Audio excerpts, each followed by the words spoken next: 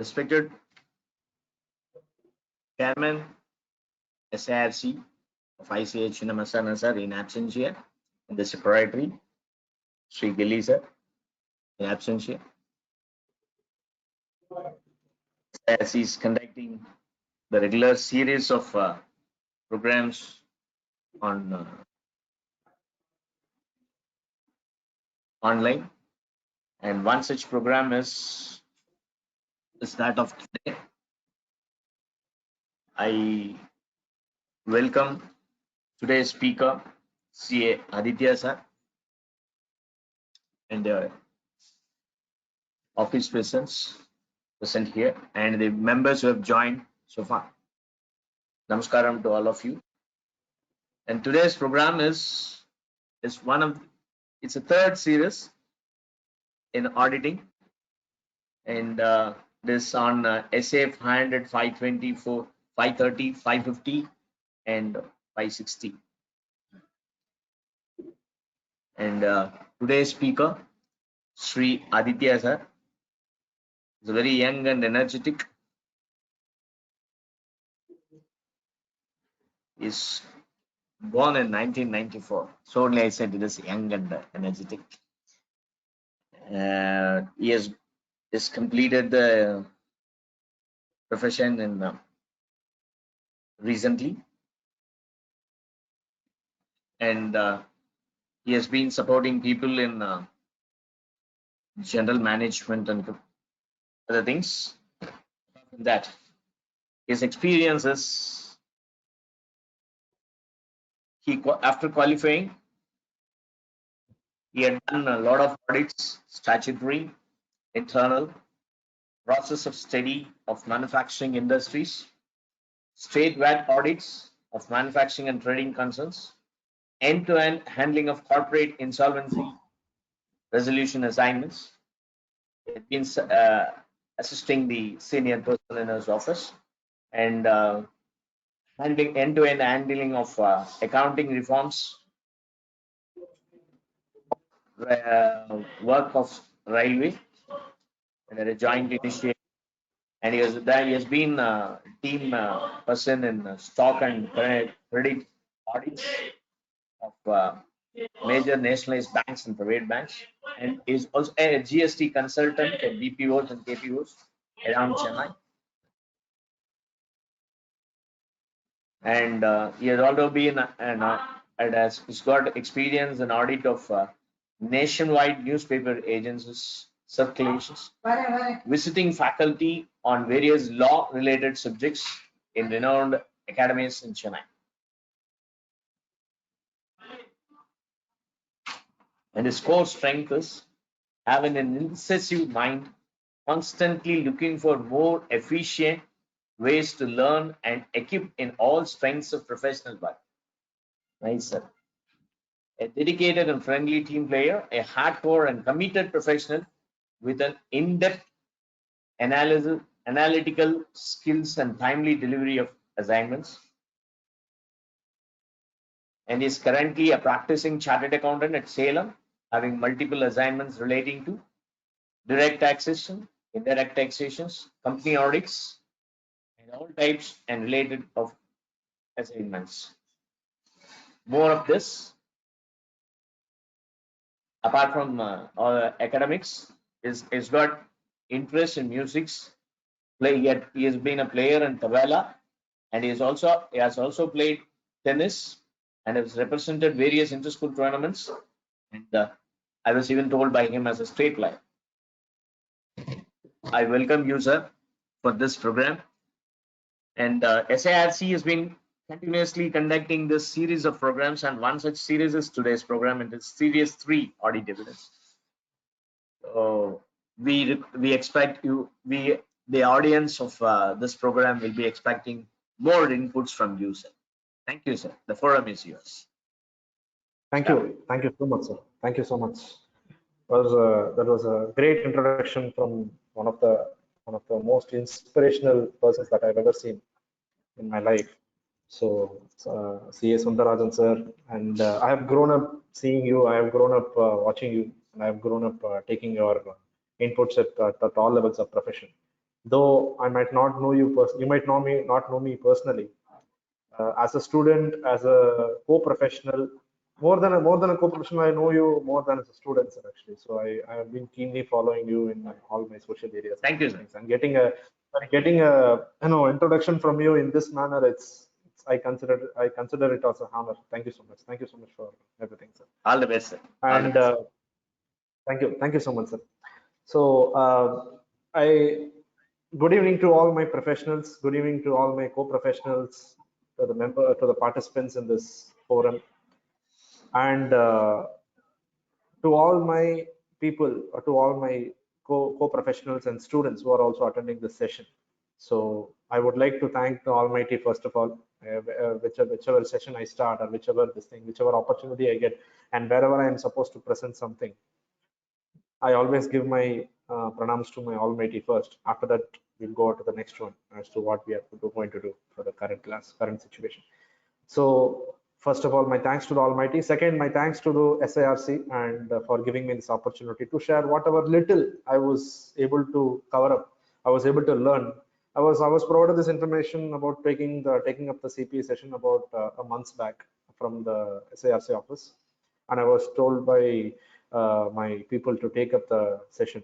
I was told by the institute people to take up the session on audit evidence, which is a very crucial thing in our today's profession, because gathering evidence, keeping that as this thing, though we call and our documentation was one of the primary aspects, but gathering an evidence and retaining that, using it for a future use, culminating the audit evidence with audit documentation part, and how do we get the evidence part, and all those things over these 1 month time. I have been it was a study time for me, literally. Though I have done my studies in my final time, in my that was around 6 years back, 2016 I cleared. So that was the time when I started my studies about auditing and all this. After that, it all went for a haywire. I could not do any revisions or this thing, though I could see some constant updates here or there, so that I could keep abreast with the updates of myself. Sometimes I was able to take up that. So this 1 month was a complete study period for me. So this 1 month was a complete study period for me, and I was able to gather whatever little I could get, whatever little information that I could get, and whatever crisply I was able to tell you over the next 1.5 hours or something, that I can tell you. So since second, I repeat this point. Thank you to SIRC for giving this opportunity, and going ahead to the next aspects of what are we going to discuss today. Today's topic that we are going to discuss, we would all know about we should have got the topic this thing by now. We are going to discuss on something called as audit evidence. Audit evidence, when I was told that I was supposed to, I should be able to cover around 5 standards all put together, like 500 to 560 all put together, combining 520, 530, 550 and 560 all put together. I was surprised, actually. I was really surprised. Why? Because audit evidence is as such a standalone standard, a standalone one, which requires a detailed study. And I was told to cover the entire thing, whatever what was there in 530 as well, 550 as well, 560 as well. I was so confused, because 520 was dealing with analytical procedures, which was dealing with some, how do we go about applying our substantive procedures, and how do we go about creation of particular judgment to ourselves, wherein we are able to be free from the misstatements. 530 related to audit sampling. We all know about that. What is audit sampling? We know random sampling. We know haphazard sampling. What are various types of sampling? How are we able to understand the audit information or audit procedures through sampling means we all know. 550 was dealing with related parties. What is related parties? Related parties is a huge subject, right from the combination of subjects from auditing standard to company law to income tax law, all put together was called as related parties. And 560 was again going for subsequent events. Again, a very big subject, wherein it's a standalone subject where you need to study. So what I was doing was, I was just going through all the standards all put together, and I was just trying to mingle up all these informations and I was able to get it to a 20-slide presentation wherein we could be able to understand it much better. And keeping the audit evidence as a key point, I was able to mingle up these standards. I was able to mingle up these standards. I was able to combine these all, and I was able to get it to the content that we're going to discuss it today. So let's understand what is an audit evidence. Why do we need something called as an audit evidence? First of all, audit evidence is something which provides, I just wanted to show the, just a minute. Sir, you can now it's visible, sir. Please. Thank you. Thank you so much. Yeah. So just now I'm just so audit evidence we are going to discuss. That is, what is the definition of an audit evidence? The auditor should obtain reasonable and sufficient and appropriate audit evidence to be able to draw a reasonable conclusion on which to base the audit opinion. So here, if we understand what is an audit opinion, so we all provide something called as true and fair view. Under Income Tax Act, we say true and correct view. Under Companies Act or under the financial statements or accounting standards or auditing standards, complying with all the same, we are going to present in our audit report called as true and fair view. What is this true and fair view? So we are not able to get the exact position or exact accuracy of the financial statements. We cannot obtain any accuracy of the financial statements. For example, they say we put something called as provisions in our books of accounts. Are we all sure that the provisions, whatever it is put there, 100% correct? No, we all know that. But at least to some extent, how far we are assured of that amount. That is provided by, or that is given by something called as an audit evidence, where it says to obtain a reasonable, sufficient. Reasonable means to some extent it should be reasonable. We can't say it is unreasonable. See, provisions haphazard karke put kuch dalo. We can't put like that.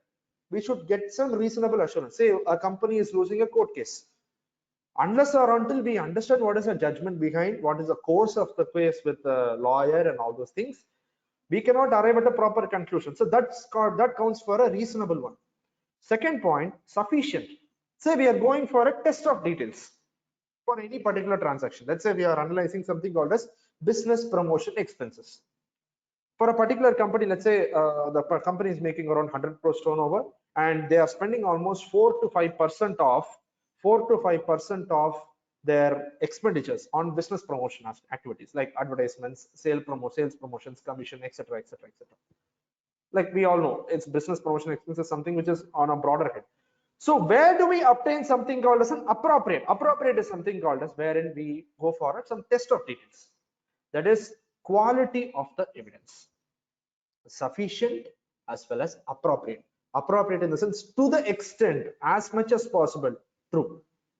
To the extent as much as possible, I repeat the point, it should be as much as possible to be fair as well as true. Sufficiency, that is quantity. Quantity of the evidence is how much ever we are having. Sir, let's say the company has accounted for an expenditure of about 100 crores. Let them make even 1000 crores of turnover. They are making expenditures of 100 crores. Let's say they don't have that much amount of bills. They lost their bills.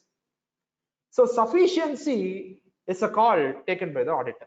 Let's say they have up to 90% or 95% of the bills. So entire 95% could be audited. That could be less of the 5%. Probably it might not be material. It might be immaterial as well for the particular auditor. It is all the judgment of the auditor at the end of the day. So when we call for a sufficiency, the quantity of the information should be enough for us to obtain or for us to take it as an audit evidence and analyze the same.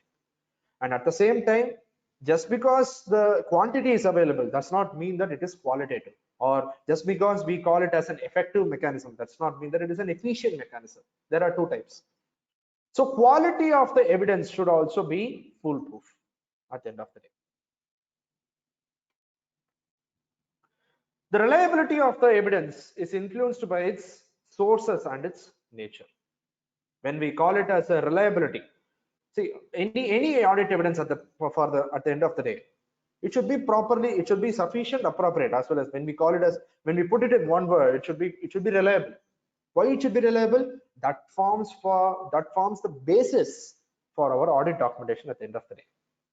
So when we take up that audit documentation or audit evidences as our documentation, it should be reliable as far as possible, because our signatures are going to till the hem of the affairs. Let's say we are signing a government company's balance sheet, it goes up to even the Ministry of Finance, and it goes up to the even to the Prime Minister level, where they scrutinize all the financials, where they scrutinize everything as such, whatever they say.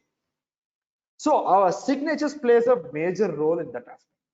So influenced by its source, the first point, influenced by its source and its nature. So what are the various sources, or what are the various sources of data, and what are the various, and how does it differ based on the nature? First of all, independent sources.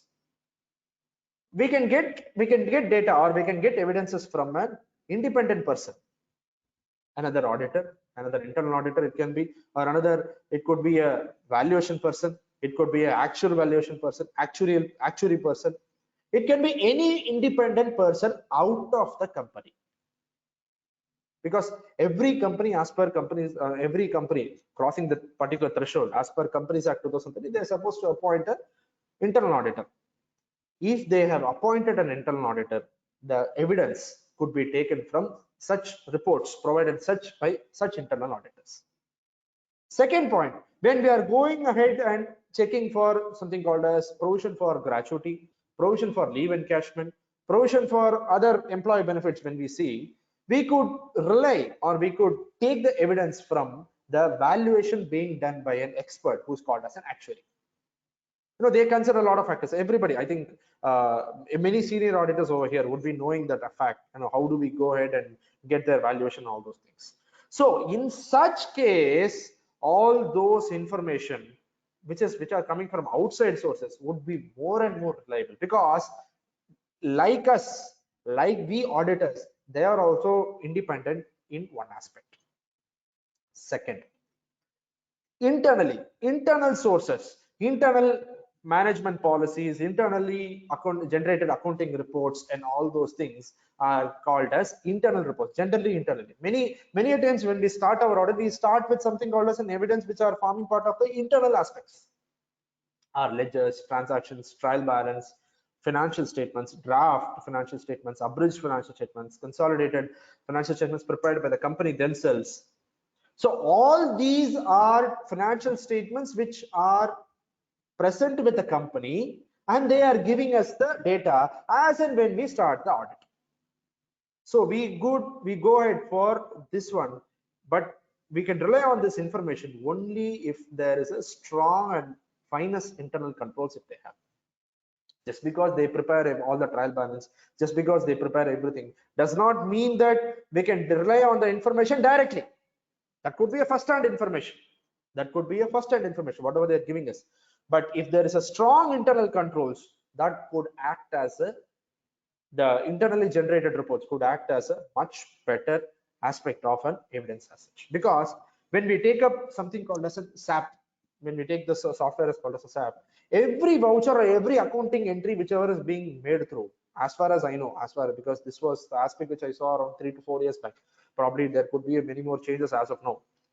So around 3 to 4 years back, when I was just going through the software of SAP, they were having a lot of accounting entries which was providing maker checker concept, wherein somebody would make the entry, somebody would check the entry, and somebody would approve the entry as well.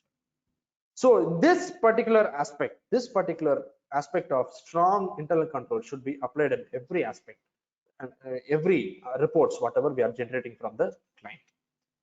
Third, obtained directly from the outside sources, may not be independent, may not be the internal generated reports, but people who are transacting with the company, shortly called as stakeholders of the company. For example, let it be a creditors or let it be a debtor. Unless or until we obtain a confirmation from them, that could not serve as an audit evidence. We cannot rely on the directly on the company that yes, we are we have so much of receivables karke, so we have so much of receivables, we have so much of sales. No, yes, everything is fine, but unless or until it is coming from directly from the mouth of the third party, it could not provide for a reliable audit evidence. Next one, return form, that is which is in documentary forms or documents forms, like return forms, written contracts, licenses directly from the government of India. For example, if let's say the client is into some food provisioning business, any food provisioning business, they are supposed to take FSSAI. So that license could give us an audit evidence. Yes, this company or this particular client is into this particular industry. So last one is original documents, like all the company policies in the original format, in the original document as such. It should not be in a Xerox copy, or it should not be a photocopy, or it should not be a fax copy. It should be a original as such document, signed document, or wherever the company has decided on that. Assertion. What do you mean by assertion? Assertion is generally, we call it as, in short, a representation by the management for each and every transaction that we call it, that we put it in the financial statements. That's what they say. Embodied in each balance or class of transactions in the financial statement, wherein they say every aspect or every audit that we do, we are supposed to get something called as a management representation letter from them, written representation, management representation, saying that they declare, or the management declares, yes, I have these types of policies, this is the assertions that has been made, this is the estimations that has been made, this is the provisions that has been made, this is the turnover, this is this, everything, whatever the actual financial position of the company. Probably it might be varying with after our audit or before our audit, but whatever varying with the whatever is there in the present situation, we call it as an assertion, or otherwise we call it as a written representation. This could be one of the audit evidence that we can get. Because why, sir? Where, sir, we don't judge anything here. We just provide only our opinion. Okay, fine. This all the what do you say? This the application, the presentation of the financial statements is perfect. There is no issues at all. But we provide an opinion only. We don't certify the statements. That's the point of concern over here. But wherein we can rely even to keep ourselves more safer, or to keep ourselves more abreast with safety aspects, we can get a written representation, and we are supposed to get a written representation as part of our audit practice. We are supposed to get a written representation. What are the various procedures that we need to follow to to get the audit evidence? Procedure for obtaining an audit evidence. This is covered under SA 500. Whatever till now we have covered, it's covered under SA 500. So what is this procedure for obtaining this thing? Sometimes we could go for an inspection. See, this has happened. The inspection, the function generally happens in case of a stock, year-end stock verification, year-end cash verification, year-end bank verification, etc. All these will be called as inspection, that is year-end verifications.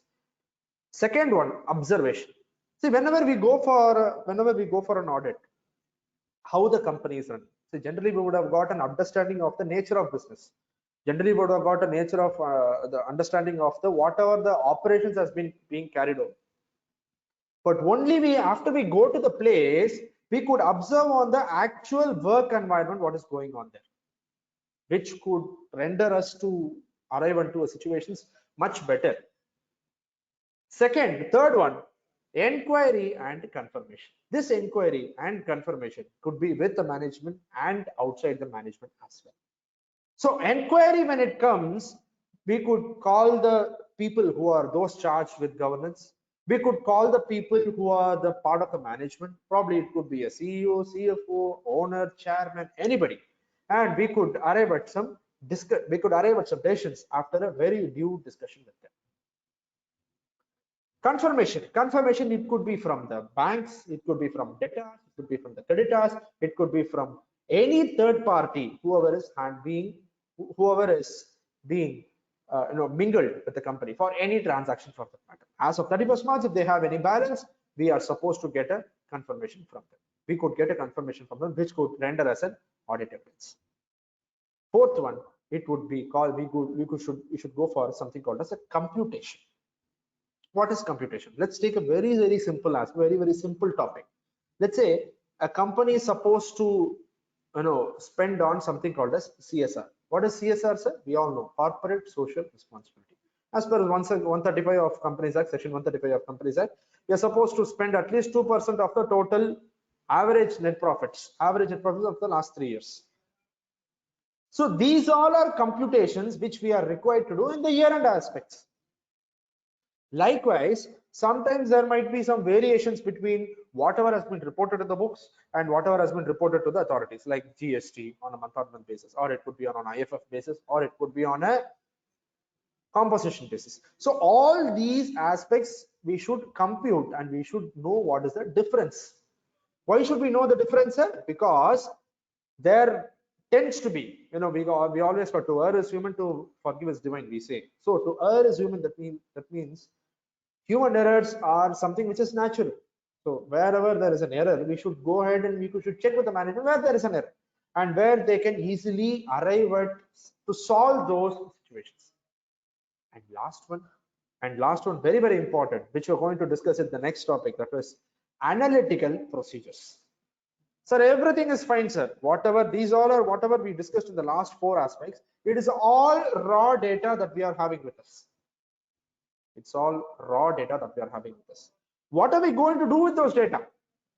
That's what we are going to see with something called as analytical procedures.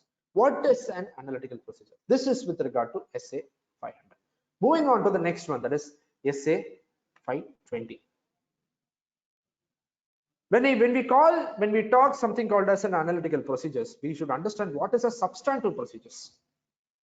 We have 2 types. We all know about this. We are not going to discuss the second one, but we have 2 types: substantive procedures and compliance procedures. So substantive procedures always any method of audit tests designed by an auditor to evaluate the financial statements of the company, which require an auditor to create conclusive evidence for verifying the completeness, accuracy, existence, occurrence, measurement, and valuation of the financial records of the business.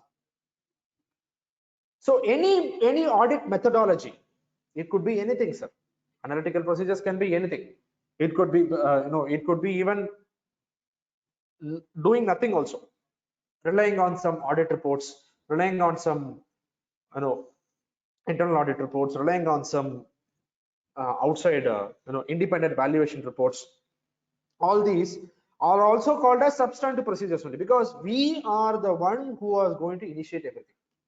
Otherwise, what are we going to do? Okay, these all are, we are relying on somebody's reports. Okay, we are accepting that value. We have disclosed it by ourselves itself that yes, we are relying on this person's judgment. Okay, fine, that's all. Otherwise, what could be the substantive procedures which could render us to arrive at a fair conclusion of the financial statements? Sometimes, let's take a small example, very small example. Let's take up something called as a salary and wages. Salary and wages, what could be the possible outcome, or what could be the possible procedures that could be taken up, audit procedures that could be taken up to arrive at a fair conclusion of salaries and wages? We could check the payroll data. We could check the payroll internal controls, for example, how it has got calculated. For example, whether the attendance records and the payroll sheet are in line, that could be checked. Second one, whether the people who have left the company, whether all the records have been properly paid or not, all the labor law regulations have been complied or not. Next point, whatever has been given in the pay sheet, probably on a month-on-month basis or a periodic basis, quarterly, half-yearly, whatever it is, whether the same has been reflected in the financial statements or not, and in the proper ledger or not. Classifications, most important. These are some of the examples. So this is with regard to salaries and wages. Let's take up something called as direct expenses, purchases. Purchases, if we say, let's say that the client is into 0% sales, 0% trading, or 0% goods trading, I mean to say. So whether the purchases, whatever they have made, whether it has been properly shown in, anyways they cannot take the credit, anyways they cannot avail the credit, they cannot take the credit in their books of accounts. So whether the purchase made from the made from the unregistered person or from any persons whom they are not going to avail the credit, whether it has been shown properly in the GST returns or not. Checking each and every record in detail, going in depth for a particular, even for the minutest form of amounts also. Even if we go to a minutest depth and analyzing that also, it will be called as substantive procedures. In fact, not only substantive procedures, even in the considering the materiality aspects, we could even ignore few, not literally ignore few, but we could give less importance to this particular aspect. Sometimes even if there is a misstatement in that particular aspect, we could say yes, it is a tolerable one, and we could be able to move on. That also forms part of our substantive procedures. So whatever methodology that we decide, be it in-depth analysis, be it relying on somebody else's report, or be it analyzing the expenditures as well as other aspects of financial analysis in detail, in financial statements in detail, everything will be called as substantive procedures, wherein we are able to arrive at a conclusive evidence. Conclusive evidence, not only conclusive evidence, for verifying the completeness, accuracy, existence, occurrence, measurement and evaluation. Completeness, whether it has been completely taken up or not. Accuracy, whether it is as accurate as possible. We cannot say it is 100% accurate, sir. No way we can say it is 100% accurate. Every auditor knows that any financial statement figure that we call, it may not be 100% accurate, but to the maximum extent, whether it is accurate or not, and whether, most important is whether it has been measured, whether it has actually occurred, and whether it has been measured properly or not. That's the most important part of this assertions. That is substantive procedure assertions.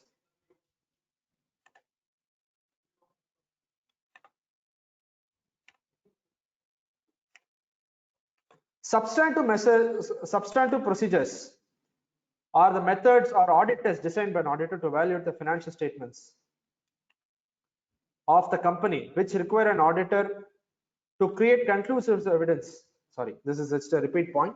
So as we all discussed, substantive analytical procedures are those procedures wherein it's all the verification, any evidence which provides us a conclusive evidence of the particular transaction in terms of completeness, in case of existence, in case of accuracy, in case of measurement and valuation. For a proper one, it will be called as substantive analytical procedures. Moving on to the next one. This analytical procedure, how do we go about it, sir? Okay, now we have all said that yes, sir, we are going to apply the substantive procedures for our audit or for our clients' financial statements. How do we go about it? First of all, we need to understand that, sir, this substantive procedure should be read along with SA 330. That's response of an auditor to a particular assessed risk. Before even we start our analytical procedures, before even we start our audit work, before even we start our presentation of the financial statements, we accept certain risks about this audit. We all know, we call it as deduction risk, we call it as inherent risk, we have this coherent risk, etc. We have so much of amount of risk that we could relate to. But before even we start off the procedures, first of all, we need to consider, is there any risk before even we start off? And whether the procedures that we are adopting to, whether the procedures that we are proposing to take it up for the next level of analysis of the financial statements, whether it is in line with such, whether it is addressing such assessed risks or not. So first of all, determine the suitability of the particular substantive analytical procedure for given assertions, taking account of the assessed risks of material misstatements and tests of details, if any, for these assertions.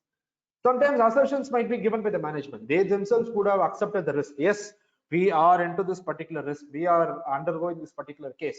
We are undergoing this particular issue. We are undergoing this. We have been filed a case. We all know any company is prone to taking up of any cases against them. It might be a contingent one, or it might be a positive one. It could be a negative one also. But based on those assertions from the management, wherein they say, yes, we follow this particular policy for inventory valuation, say weighted average method for inventory valuation. So what is the procedure that we are going to adopt? Yes, sir, they are following weighted average method, perfectly fine. What is the amount of procedure that we are going to adopt to check whether the valuation is proper or not? That should be, first and foremost step is, first of all, determine the suitability of the particular procedure. So we have designed a procedure, sir. We have designed a procedure saying, karke, take up the reports from for inventory valuation. I mean to say, I'm just taking the previous example. Take up the inventory valuation from the aspect, from the books. Check in for each and every item, whether we are going to check for each and every item or for only for sample items. That is that also depends on the judgment of an auditor. How is he going to take it up? So when he is going to take up that inventory valuation, whether let's say he is going to check only 70%. So he is going to select that 70% data and he is going to calculate. What is the step of calculation? Whether he is going to calculate it on a separate basis or take up on a wholesome basis, create a value or get a value on a wholesome basis and arrive at a conclusion of the value. How are we going to, whatever suitable procedures that we are designing, first of all, we need to assess it or not even assess it. First of all, we need to study in line with the assessed risks and then take into account for applying that procedure. Evaluate the reliability of data.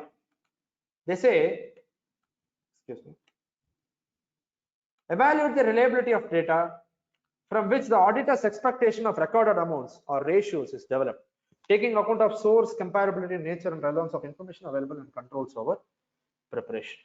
So whatever data we get, we already said, first of all, before even we start off with analytical procedures, we already said whatever information, whatever evidence that we are getting, let it be inspection, let it be observation, let it be inquiry, let it be confirmations, let it be computations, let it be even analytical procedures, whatever we get, whether it is reliable or not, we need to understand.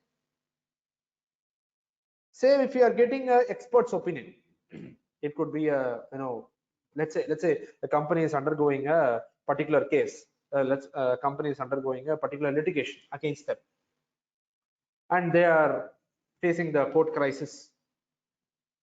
Whether we can understand or whether we can rely on the direct information being provided by the management. Let's say management is providing that, we are 60% probability that we will win the case. But where will you believe? How will you believe? They are not experts. They are not experts. Company may not be an expert. So who is an expert here? A lawyer is an expert. An advocate is an expert. Who is handling that case is an expert. So he can take up that judgment or he can take up that case and provide you an opinion saying that yes, this company might win this case and the probability of winning this case is only 60%. Such kind of confirmation that we get from this thing might be called as a reliable source. Likewise, we go for an actual evaluation, we go for an data's confirmation. So the reliability of the data should be tested on the first go. Determining the suitability of the analytical procedures is the first step. Second point, that too in line with the assessed risk. Second point is that reliability of the data is the most important aspect that we need to understand. Whether the data, whatever, however we are going to analyze. Okay, sir, they are giving us, when I am sitting at Salem, I don't know how many of us are attending from Salem area. How many of us chartered accountants are attending from Salem area? We go here in this particular area, we go with something called as a raw data, because many of our clients, I should even share my own personal experiences over here, because many of our clients do not provide us the major, they don't prepare any financial statements. They don't prepare any, what do you say? They don't know what is financial statements. They know what is, they know only one thing. We have an auditor who can take care of everything, whatever is in backside of this.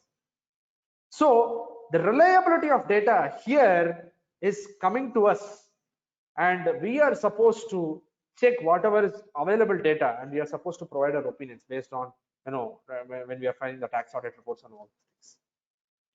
So what I'm talking over here might not be suitable one for people who are sitting at tier 2 areas, but definitely on a wholesome basis, on a subjective basis, the reliability of the data, whichever is coming from the client, should be tested first. Should be tested for its may not be for its accuracy, but at least for its relevance. At least for its relevance. So that's what they say. Taking account of source, comparability, and nature and relevance of information available, and controls over preparation. Controls over preparation in the sense like who prepares that same, who prepares the data. Sir, anybody can cook up the data, even can send you. But few records, even such records which are being cooked up, should also be tested for once. Develop an expectation of recorded amounts or ratios and evaluate whether the expectation is sufficiently precise. Identify a misstatement, individual or when aggregated with other misstatements, may cause the financial statements to be materially misstated. And we'll go for the next one. So expectation of the recorded amounts of ratio. For example, we say, we all know debt equity ratio. What is standard debt equity ratio? 2:1. Likewise, what is the standard current ratio? 2:1. So whether it is a deviation of such standard ratios, that's what I say in the first one. What is the standard data that might be available? First of all, I repeat the point. First of all, understand what could be the procedure that could be adopted, and it should be analyzed, whether it should be analyzed for its suitability along with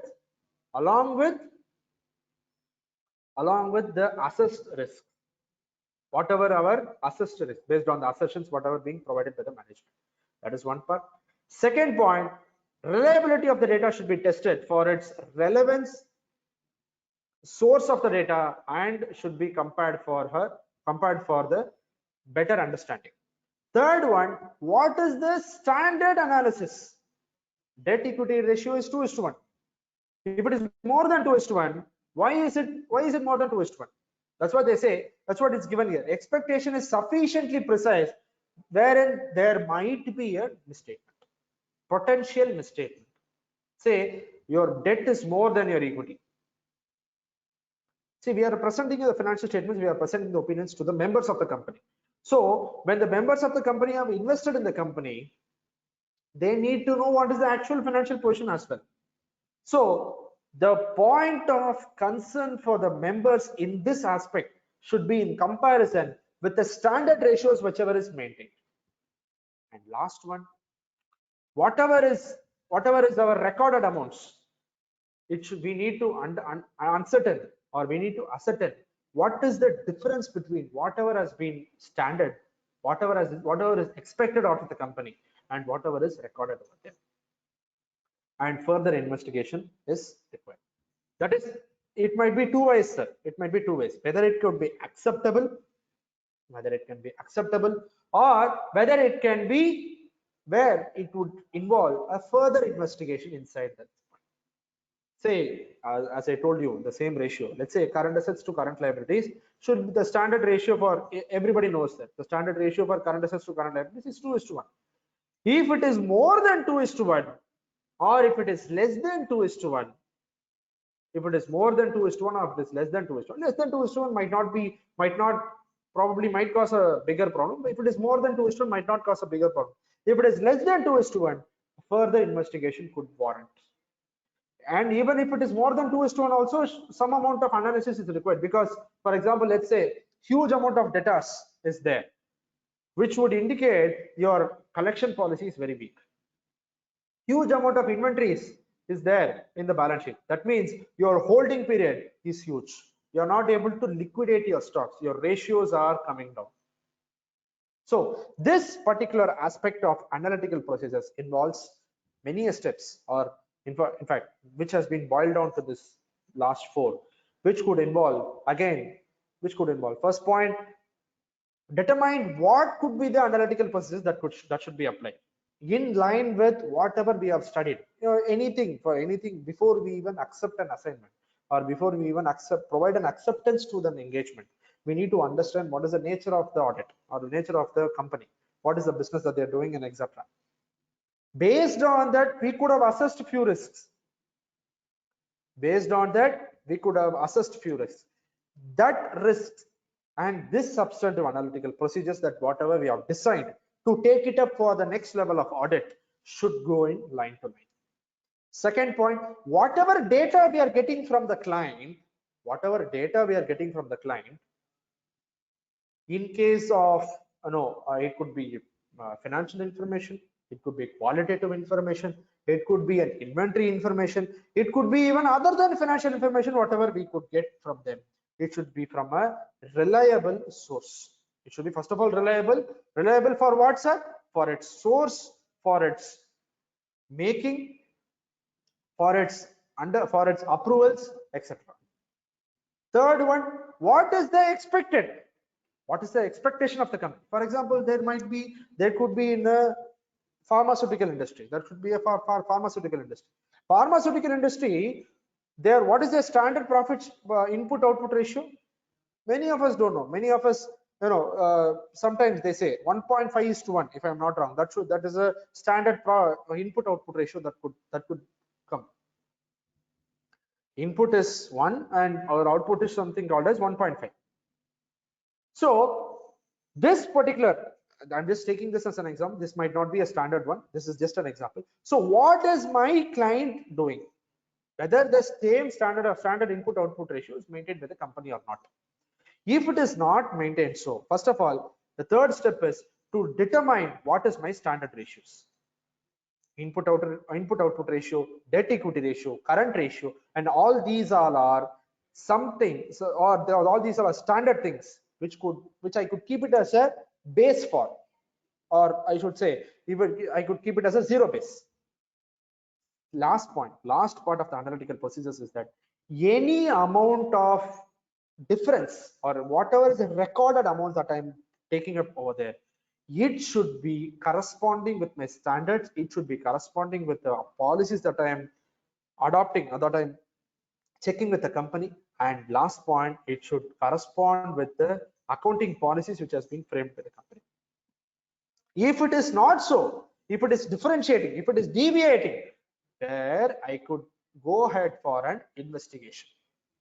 Based on, again, it is based on a auditor's judgment. If it is small, if it is a tolerable misstatement, or if it is a tolerable, might be or might not result in a bigger misstatement later, it could be avoided. But where it could not be a tolerable, or though it could be a tolerable, in future it could not be a tolerable, it could lead to a bigger misstatement, it requires an investigation.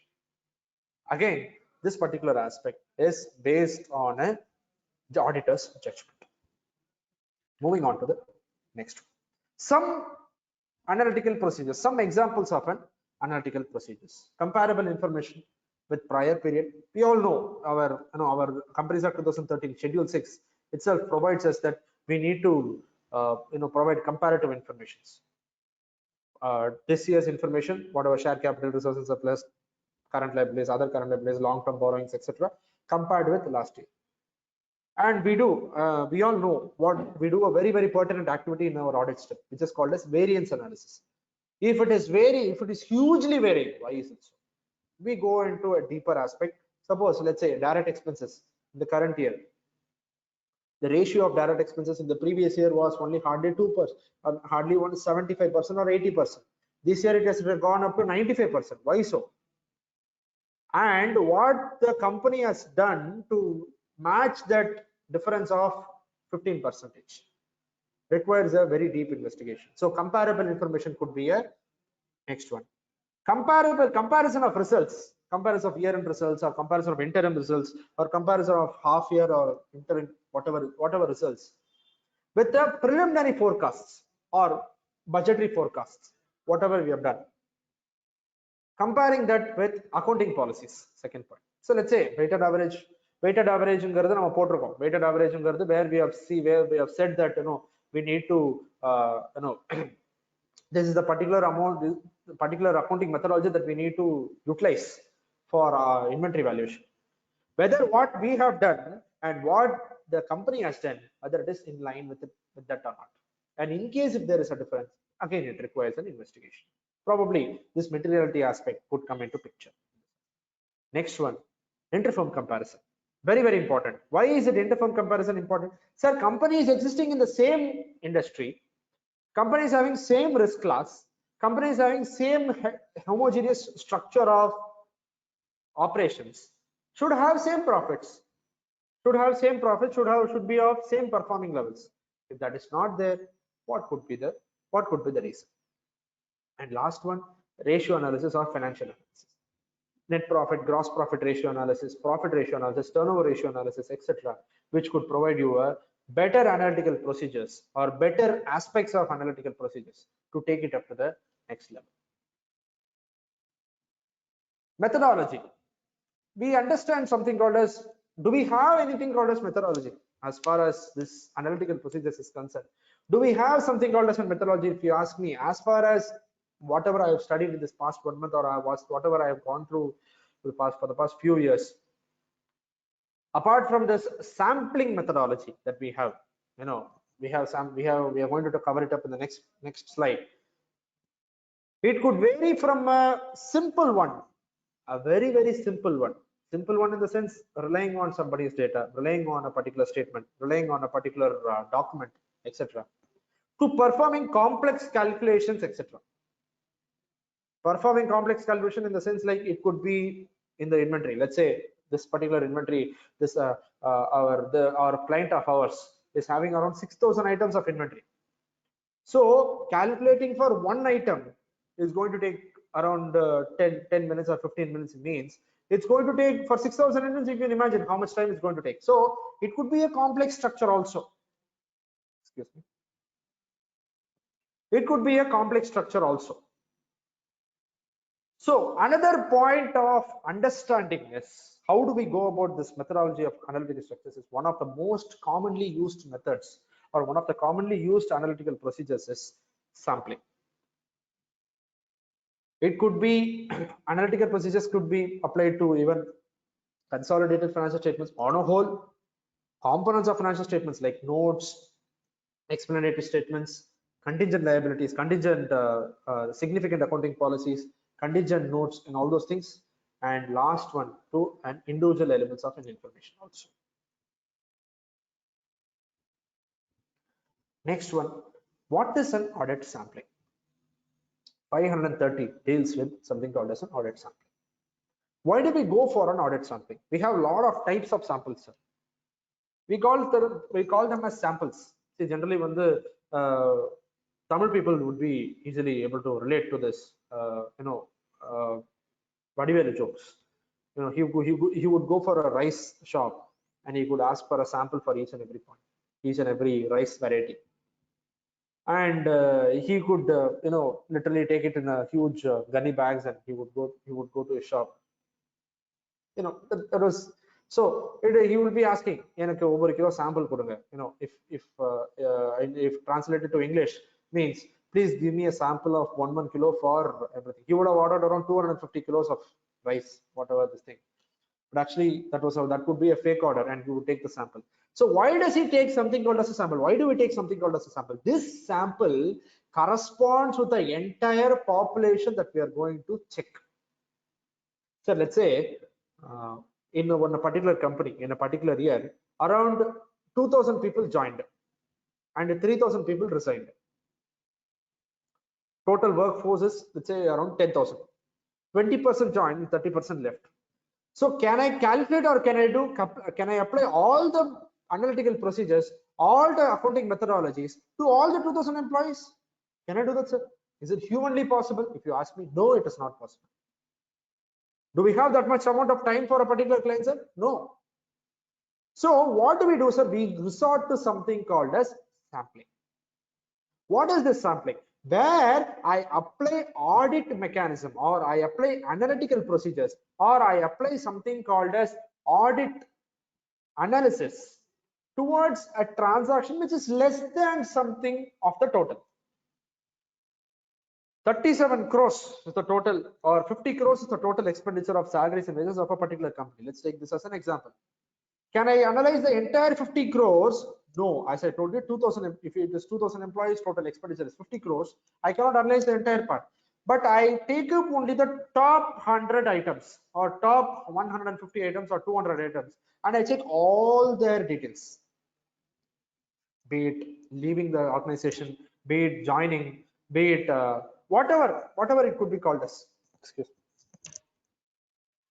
Be it whatever it could be called as. Such type of analyzing it on a sampling or analyzing it less than 100% to arrive at a judgment which could relate to the entire population is called as 100%, or which is called as audit sampling. This particular aspect of audit sampling is resorted to only if it is performing audit procedure and obtaining for audit evidences. Audit sampling, wherein the transactions are huge, where transactions are humongous, the transactions are out of humanly analytical data. All these situations, we are going to resort to something called as audit sampling, and this audit sampling proves as an audit evidence as we go ahead for a next level of analysis of our financial statement and providing our opinions. This could involve, it deals with auditors use of, it could be a scientific one, statistical sampling, and non-statistical sampling as well. Sir, I don't have time to, if you go to Big Fours, like, I was working in the Big Four for few months, not few years. I should say I was working in a Big Four for only for a few months. When I was working there, there used to be something called as a sampling methodology, sampling software. They used to have a separate sampling software as such, wherein if you feed the data, it could itself provide as a sampling, which was retained as a documentation for our further procedures. So wherein we say deals with auditors use of statistical sampling, statistical in the sense like it is a scientific one, or non-statistical sampling, which could render saying that yes, it could be a random sampling, haphazard sampling, or non-scientific, I should put like this, non-scientific sampling, where designing and selecting the audit sample, performing tests of control, tests of details, and evaluating the results from the sample. What are the various types of samples that we could undergo? So before we move on to the next one, why do we understand, why do we require, for where the transaction we could be analyzed at 100%, why should we go for a sampling? But still, some transactions beyond even 100% checking, also we could go for a special checking. So when designing an audit sampling, the auditor shall consider the purpose of the audit procedure and the characteristics of the population from which the sample will be drawn. For example, so let's take up the same salaries and wages itself.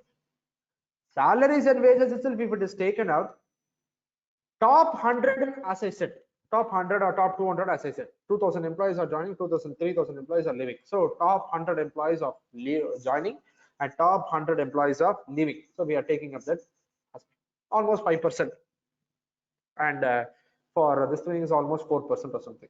We are having this sampling. Humanly impossible, we are taking up only this thing. What is it? We are taking up the 5% or 10%. Are we going to get satisfied with ourselves that we have covered almost everything? We can't say. Only if we start doing the data, only if we start exercising our audit procedures, we could be able to relate to that point of this thing. Here we need to understand that whatever sample that we are taking, we need to make sure that the sampling risk is as low as possible. As low as possible. Sir, what is sampling risk? Again, it paves way for again a new and newer terms. What is sampling risk in the sense where we could, even though we understand and even though we take up a sample, or even though we understand what is with the sampling methodology, there could be inherent risk that we could go through. This is called as sampling risk. Beyond our analytical procedures, beyond our analytical procedures of the samples, we go ahead and arrive at something called as a risk element. This is called as sampling risk, where our analytical procedures could not cover such material mistakes, and our samples should be in such manner, it should be reducing the sample risk to an acceptable or tolerable level, and this tolerable level should not continue in the future also. For example, let's say the risk percentage, just coining 1%, risk percentage is hardly 1%.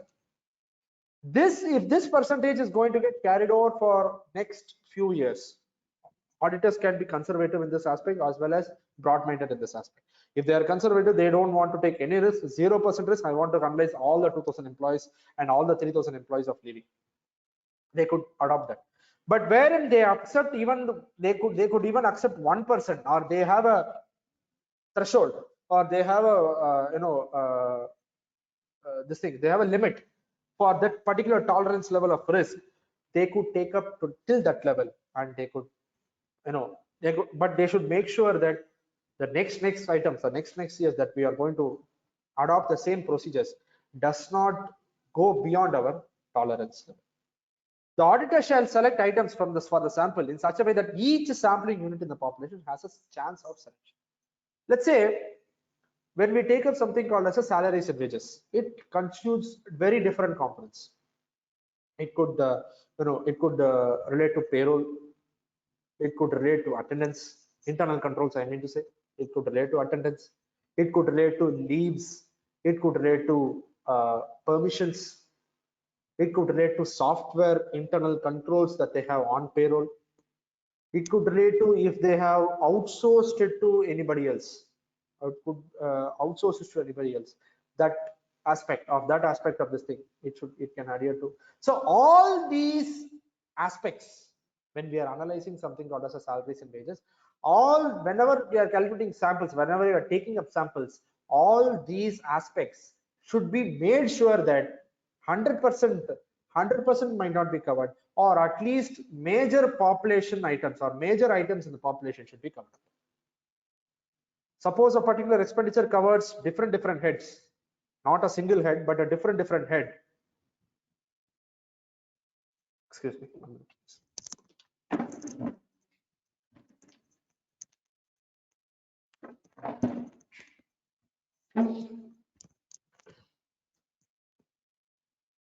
Excuse me.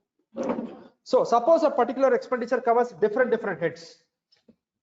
It could be basic. So say take the same aspect of salaries and wages.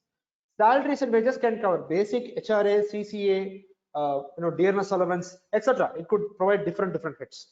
But when we are analyzing the salaries and wages as a whole, we should make sure that all these broader aspects are covered. All these broader aspects are touched upon or covered upon. We don't leave any stone unturned. Methodology of sampling. What are the various methodologies that are reckoned on? Statistical sampling, non-statistical sampling. Statistical sampling means, where I've already mentioned, it is called as scientific sampling, where we adopt certain scientific methodologies in sampling, or where we take up certain methodologies or methods or certain scientific derivations in order to understand what is called as sampling. In such case, see, we say, when we are doing from, when we are going and analyzing a stock market experts say this could be the value for this year, this could be the value at the close of the day, say. So they do something called as a derivation, or they do something called as a calculation. Likewise, we can make some calculation part which adheres to all the other accounting audit assertions that we are making. For example, it could be a materiality concept, prudence concept, conservatism concept, whatever it is. The statistical sampling should correspond with whatever assertions that we are making before the management, whatever they are making. Second one, non-statistical sampling. Non-statistical sampling is something like other than scientific sampling, which always depends on a judgment basis of the auditor. We say a particular aspect, let's say the expenditure line item, the total expenditure in a particular year, let's say they have spent around 40 lakh rupees. The total line items is only hardly 100 or 150 line items. So the auditor could take a random, or auditor could understand it on a random basis, or take a call saying that out of the 46 lakhs, let's cover up to at least 90% of the transactions. Probably misstatements can be in that less to 10%. That might not matter for the auditor, but let's say that we have covered up around 90% of the transactions, we can provide our opinion. This is one of the examples of non-statistical sampling or other than scientific sampling, which is always on the basis of the judgment of the auditor. Next one, random sampling. Random sampling could be on the basis of value, it could be based on the numbers, it could be based on the number of vouchers, etc. It could be based on the the party to the contract, party of the transactions, etc. See, suppose this particular company has entered into transaction with Mr. Adithya for a number of transactions, and rest of the transactions are very simple, chota mota sub transactions. So this Adithya's transaction could be scrutinized in detail with the auditor and can be taken. This particular aspect is called as random sampling. Systematic selection, haphazard selection, block selection, which we say systematic selection is the selection of samples on a course basis, which say as and when we understand, as and when we for today we could go about for a random sampling. Then next we could go random sampling. We are not able to get the comfort of the figures, so we could go for a statistical sampling. So on a systematic basis, on a systematic method, or on a chronological order, we go for a selection of samples. Haphazard selection is random, again more similar to random sampling, where we pick from here, there, etc. Block selection is something, let's say we are analyzing salaries and wages.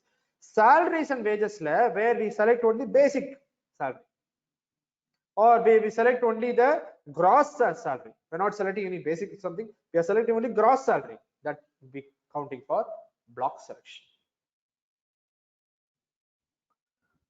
What is the audit evidence? At the end of the day, what is the audit evidence that we are getting? Most important is the first and foremost test of details and test of controls. Sir, everything is fine, sir. We have obtained a sample as of now, but what is the evidence that we are getting? That's the crux of the topic that we are going to discuss today, that we are discussing today. What is the evidence that we are getting out of all these sampling? Okay, sir, we have obtained a sample. We have obtained a analysis of the sample. We have done the analytical procedures of the sample. What is the evidence out of which? What is the evidence that we are getting? First and foremost and most important part of our audit evidence is test of details. So test of details is what, sir? So let's say we have framed, as I said, 200 employees, 100 employees of joining, 100 employees of leaving. So what are the details that we are going to check? Let's say if a particular employee is joining, there should be an appointment letter, there should be a joining letter, there should be a interview sheets, internal control aspects that we are checking up over here. There should be interview sheets, interview assessment sheets. It should be approved by the respective superiors, subordinates, etc. It should be made by the subordinates, so approved by the superiors. It should be properly dated. The package, the terms and conditions of the company, whatever has been followed by for other employees and all those things should be followed for this employee also. No special consideration should be given unless or until they have been admitted for such so. And all these are something called as, wherein we do something called as test of details. We understand the transaction in detail with all the documents with us and check, yes, these all are there, we put a tick mark. We go with a line item of 100 and we put a tick mark for each and every aspects that we're going to check. Nature and cause of misstatements. Suppose we understand, we already said in the first this thing itself, we call it as an assessed risk. Assessed risks. So if there is a possibility or if there is an occurrence of a misstatement, tolerable misstatement, I'm not talking about intolerable, or I'm not talking about going beyond our bandwidth. Tolerable misstatements, why is it even occurring? Nature and cause of such misstatements. I say recently, I would like to share a very practical aspect with all of you. Recently, we just started a special assignment for a particular company. That particular company is into gold trading, based in Chennai. And this company has invited us or asked us, in fact voluntarily asked us, requested our help to analyze all the bills whichever is existing in their software. They said, sir, none of the bills will be there. Please make sure that the bills are ready. That's it. Bills are made ready, and they're asking us to calculate, they're asking us to assess this for the last 9 years. Because of what? Because of huge amounts of income tax notices that they've been getting. And the auditor, I don't want to name the auditor over here, but the auditor of that particular company has been very, very poor. I'm not degrading my profession, I'm not degrading any of my co-auditor, but I'm just telling the fact over here that company has been in doldrums because of the casualty of the auditor. And what has happened, sir? The entire, when we analyzed this company, and when we started, before we even started this assignment, we said that, sir, these all are the risks that is there. These all are the risks that is present, this thing. And what is the nature and what is the risk that we, if you ask me, what is the one particular risk that we are asking, if you ask me, they don't have documents to present it before the authority. And the authority want that. Unfortunately, this particular company is entirely into cash transactions, majorly into cash transactions, because they have a huge cash dealings and all those things, and majorly into cash transactions. They want bill for everything. They want to check everything. Otherwise, they said whatever cash deposits made into 30%, etc. Can you do this?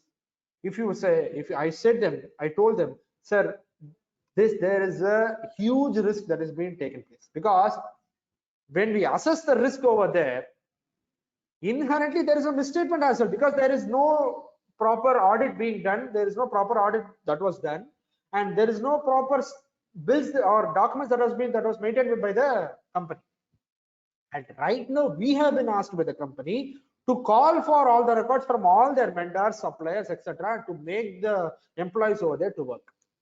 So understand what is the misstatement, inherent misstatement, inherent risk, assess risk, and leading to such inherent misstatements. What is the nature and cause of the same? That could form part of your audit. Next one, material modifications. Suppose they are into some, they're changing the figures post our audit, post our verification of the figures, or post our verification of the financial statements. Materially, there are certain changes. Probably it could be part of our financial statements, or it could be part of our out of the financial statement also. That also influences our opinion. So what are those material modifications? Say, we consider something called as, we are going to discuss that 560 subsequent events. Let's say there is an event, the reason of which was existing in the balance sheet date, but there was no improvement of the same. For example, the client is into certain pending court cases. Excuse me. The company is into certain pending court cases. Till the time we were able to present or give our opinion on the financial statements, no judgment was given. But just before providing the opinion, the court has gone against the company, and our court has gone against the client. How do we going to deal with this? Which we are going to discuss it with in the subsequent. This is one example. Another example is that where there are huge modifications in the financial statements, be it financially, be it in the financial figures. Let's say salaries and wages, they forgot to account it for a particular figure. They will include it and they will give it to us. So even if it is small, or even if it is a bigger one, it depends on the judgment of the auditor, whether it is material or immaterial. And such modifications, a proper due notice or proper due care should be given for such modifications, because such modifications influences our opinion on a major basis. And last one, we call it as stratified samples. What is stratified samples? We call it something, this stratified samples, maybe the process of selecting or process of getting the stratified samples is otherwise known as stratification. So stratification is nothing but where we have selected certain sample, but out of that sample we are dividing into subsamples for ease of verification, for ease of checking, and for taking up the audit process on a proper manner, to make sure that all the sample items, as we discussed in the previous slide, as we discussed in the blueprint, we should make sure that all the items or all the major items in the population should be covered. So stratified samples could be a major role or could be a major help to provide us such broken out samples or broken out samples, wherein we are able to cover up the entire sample population that we decide to do. This stratified samples evidence would be a major aspect of our sampling audit evidence. Next one, most important, we all know, related parties. And many companies in our audit process, we come across this aspect called as related party transactions. Though on the face of it might not create much of an issue. Say, let's say I'm providing my facilities to my sister company. I am paying on behalf of my holding company, or I'm paying on behalf of my subsidiary company, I'm paying on behalf of my associate company, or I'm paying on behalf of the company in which my director is the director in their company. So we all know, all the auditors, all the students in this forum knows what is a related party as according to Income Tax Act, according to Companies Act, or as well according to the AS 18 as well as the corresponding accounting standard in the Indian accounting standards. So the relationship might not be an issue, or the nature of transactions may not be an issue, but the relationship might provide a very high risk. For example, very few examples is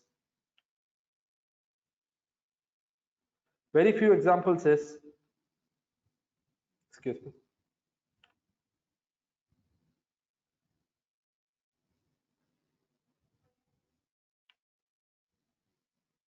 very few examples that we could understand, or very few examples that we could come ahead is the amount of related party transactions which is requiring compliance. Amount of related party transactions requiring compliance under section 92 of the Income Tax Act. Huge amount of transactions, we all know. It requires transfer pricing reports, 3CB, 3CED reports, and all those things. So all these aspects will be paving way for a very important aspect of related party transaction. And what could be the audit evidence that they could get, sir? That's what they say. The nature of related party relationships in some circumstances give rise to a higher risk of material misstatement of the financial statements than transactions with unrelated parties. Unrelated parties is not around an issue. It's going to be arm's length price, or it's going to be a market price, unless or until we don't have this. Arm's length price, that's a key point over here, sir. Arm's length price. What is arm's length price? Wherein we give a shake hand, that should be an arm's length price for a third party. So whatever transactions we are dealing with a third party, that price should be the one which is adopted for the related party aspect. Probably we can have a 3 to 5% buffer on that.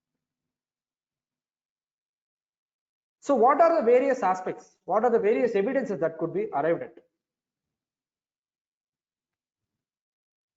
What are the various evidences that could be arrived at? First and foremost, we need to understand what is the nature of relationship. To know what is the disclosure behind that relationship. To know what is the rules behind that relationship. To know what is the analytical procedures that I can adopt for that particular relationship. It could be a subsidiary, it could be a holding company, it could be an associate relationship, it could be a common directors, it could be a common KMP, common chairman, common CEO, etc. Anything it can be. It can, in fact, when we come to India's this thing, it could be a this thing as well. What do you say? De facto control. There could be a director, a single director's this thing. We all know. We have all specified. We have all seen what is this thing. So what could be the evidence that I can take up for a particular related party transaction? First and foremost, most important is we need to understand what is the nature of relationship of that particular party. Why do we need to understand what is the nature of relationship? Because, sir, what is the reporting or what is the procedures for a subsidiary company could vary with what is I adopt for an associate company. Accounting treatment, I mean to say.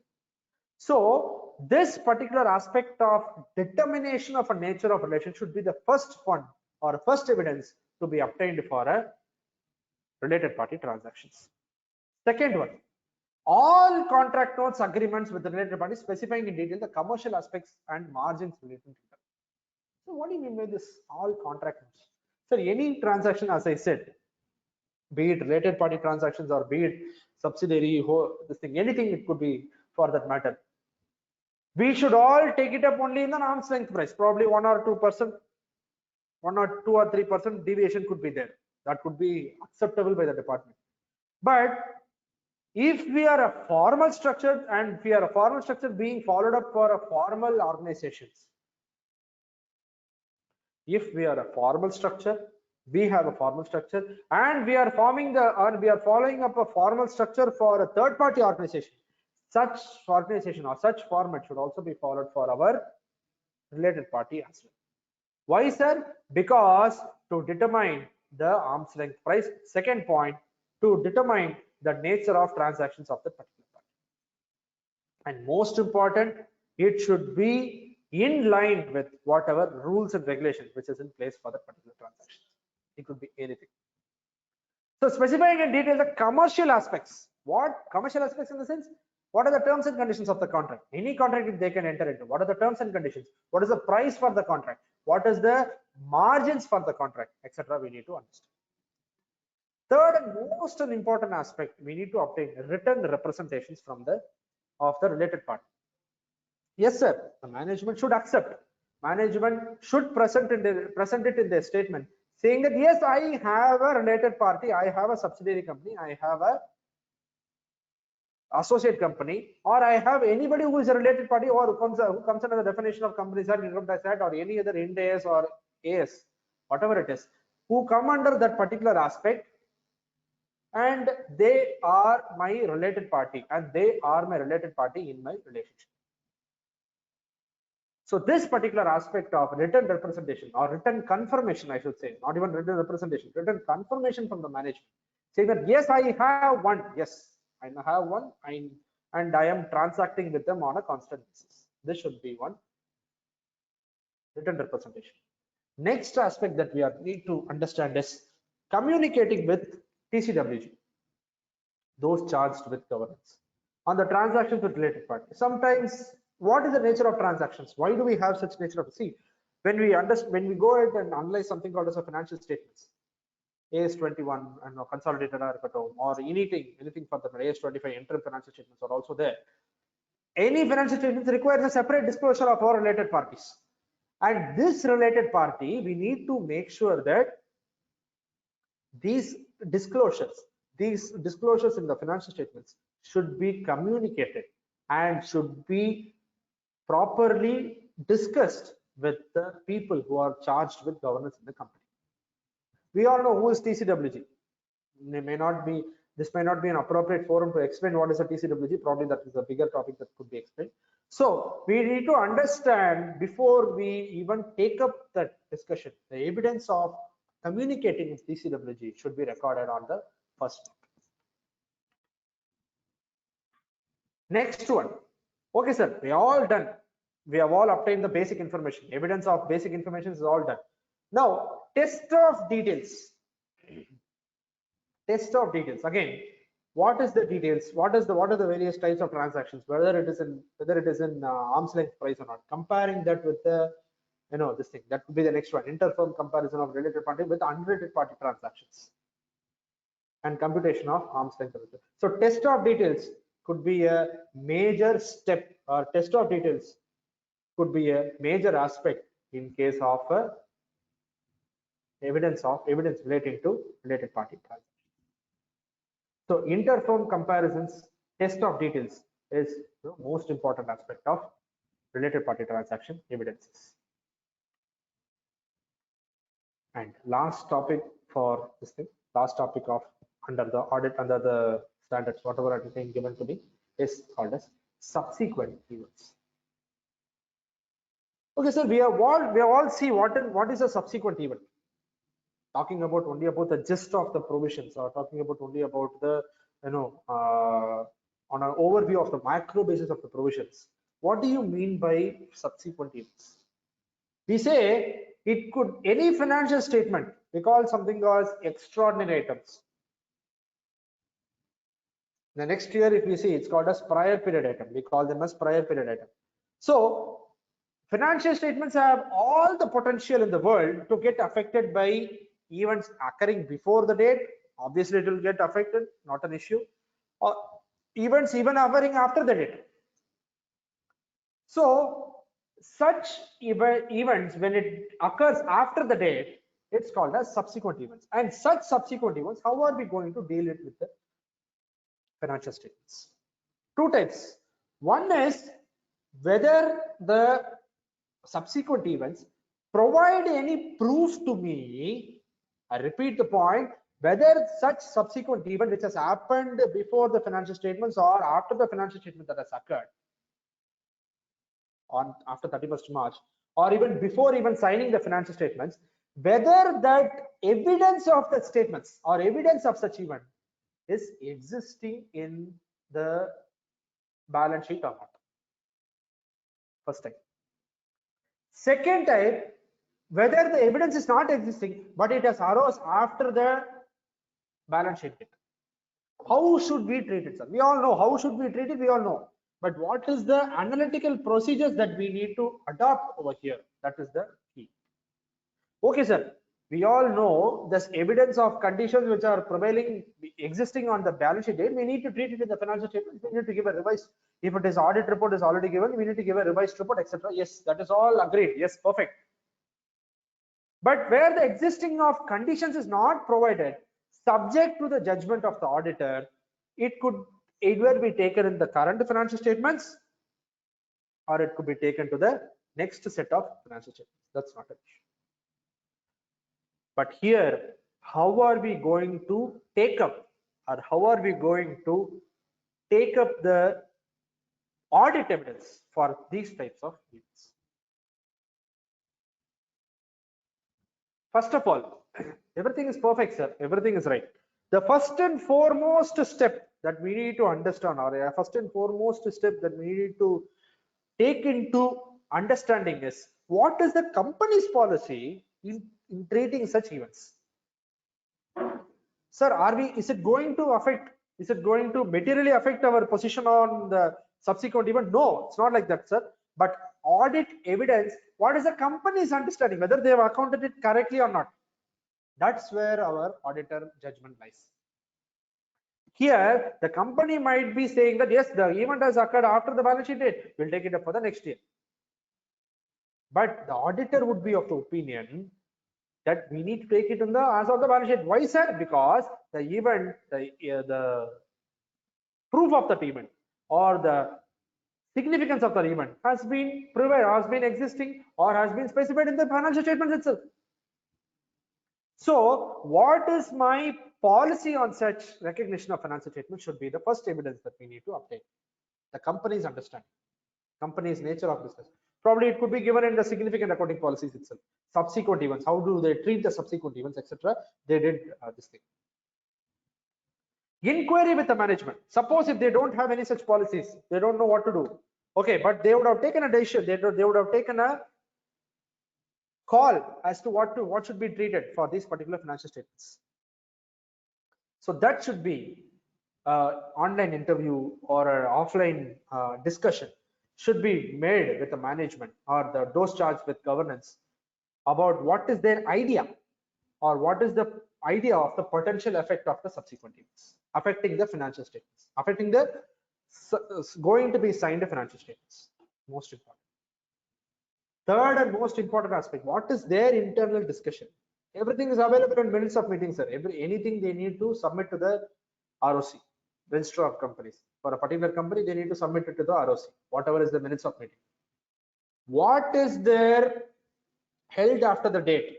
If they have any meeting held after the date of the financial statements, what is the judgment that they arrived at? Probably they might have some inhibitions in telling us. Of course, they should tell us. There's no doubt in that. But if they don't tell us, how do we know? We need to check the minutes of the meeting, whatever they have done. Taking into cognizance the interim financial statements presented by the board. Suppose, sir, it's a listed company or any public company having a compulsory disclosure of their interim financial statements on a periodic basis. majorly only listed companies providing. So what have they shown in their interim financial statements? Anyways, they are supposed to provide the interim financial statement for listed company in the sense within 45 days. Within 45 days from the end of the quarter. So in case of June, they need to provide their statements within August. So if we have time till signing up to September, we need to take up the cognizance of the management what they have done in their interim financial statements. Suppose if they have disclosed it in their interim financial statements, we need to check, anyways we are going to sign that also. We need to check that if there is any conditions existing at the balance sheet date or not. If it is so, change the interim financials, change the financials also, and present it to the management. Next one will be written representations by the written representations. We all know what is written representation, sir. We all say these are the subsequent events. Again, written representations might be it is not always at the start of the audit we do. Consequently, on a regular basis also we will be able to take it up from them. So written representations would be a constant one. Next one would be complete and minute record of the discussions held by the management and subsequent events, accounting and treatment of the same in FS. What do you mean by this, sir? Sir, whatever discussion that we are making, a complete record of the same, whatever we have done for the subsequent events. That is the audit evidence that we could obtain. This is with regard to the audit evidence that we could relate for the various chapters that we are understanding. Thank you so much. If there is any questions, please.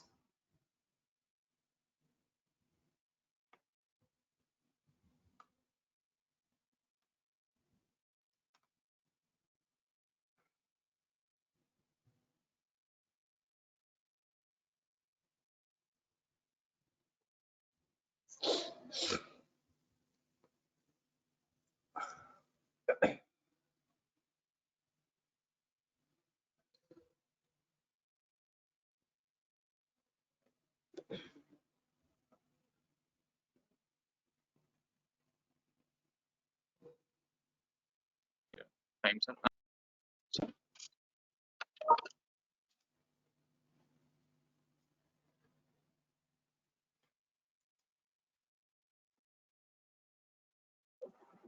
Hello, sir. Am I audible? Yeah. Thank you so much for your time spent here, sir. And as of now, there is no question popped up in chat box actually, since we have limited audience, and we'll unmute the audience from our end, and those who have any question, they can post it to you over microphones. Okay. And if not so, they will be posting the questions to our SIRC CP mail ID. If any, we'll share it to you. When time permits, we can respond to them. Okay. So I hope we'll be getting this presentation, sir, as a PDF file or something, so that we can circulate it among the members and register participants, and also upload it in the SIRC YouTube channel for the larger audience. Okay, sure. Sure. 1 minute, sir. We'll wait for 1 minute and then we'll wind up the session, sir.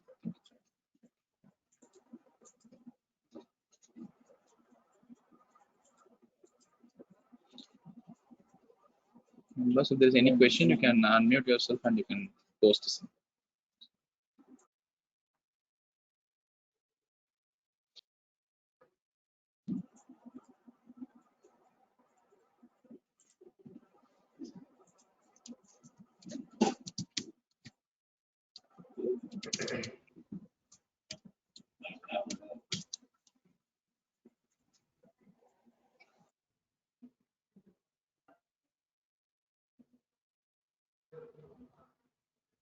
So there seems to be no questions.